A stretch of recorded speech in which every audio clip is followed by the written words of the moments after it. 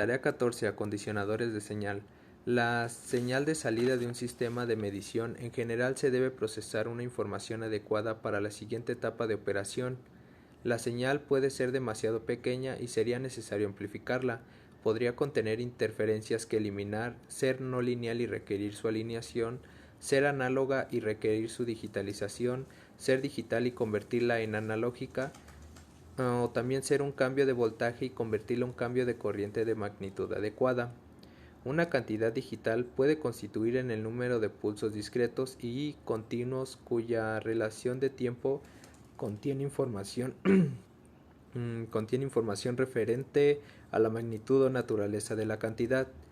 La información se transfiere mediante trenes de pulso que representan números binarios. La posibilidad es 0 y 1 y se denotan dos estados posibles, sí o no.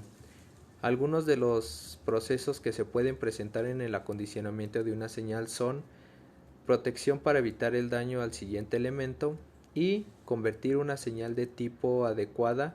Sería en el caso cuando es necesario convertir una señal de voltaje de corriente directa a una corriente o presión.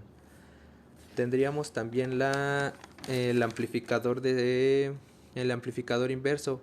La ganancia en tensión se obtiene al analizar la configuración del circuito amplificador inverso. Si las corrientes a través de las líneas de entrada son nulas, 1 igual a 0. Cuando la tensión de entrada es 0, el nodo X se denomina masa virtual. En el caso de Vx es igual a 0.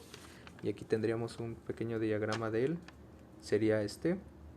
Y vamos con amplificador no inverso. La salida se puede considerar como tomada de un circuito divisor. Y el amplificador no inverso sería este. Creo que se alcanza a ver. Seguiríamos con sumador. Es un circuito que realiza la suma de palabras binarias en distintas de operación OR.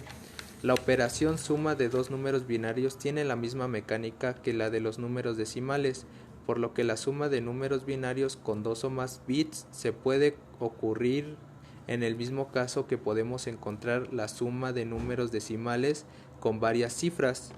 Aquí tendríamos el sumador.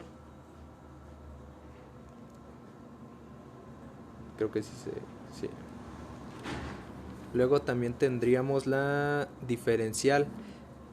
Está compuesto por dos transistores idénticos que en su salida se obtendrá la diferencia de señales aplicadas en sus entradas con respecto a tierra.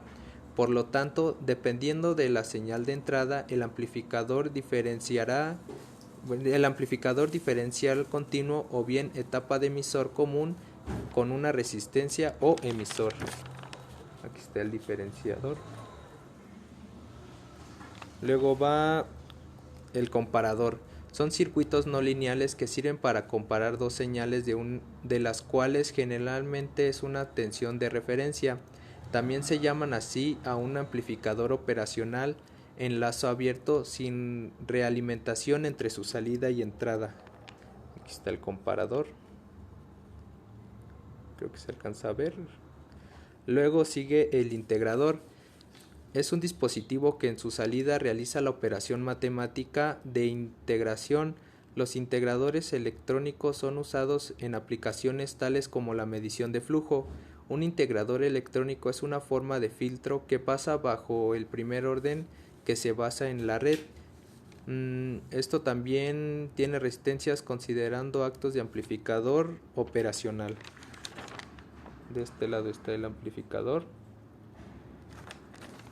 Sigue diferenciador o derivada. Un diferenciador es un circuito que ejecuta una operación llamada derivada. Esta operación se continúa a la integración, es decir, realiza el proceso inverso, produce una tensión de salida proporcional a la variación de tensión de entrada respecto al tiempo. Ahora sigue el diferenciador. Y por último tendríamos el convertidor de tensión a corriente. Se denomina también como amplificadores de transductancia. Estos circuitos se basan en la corriente de salida, que tiene que ser función de la tensión de entrada, pero dependiente de la resistencia de carga. Y así sería su diagrama.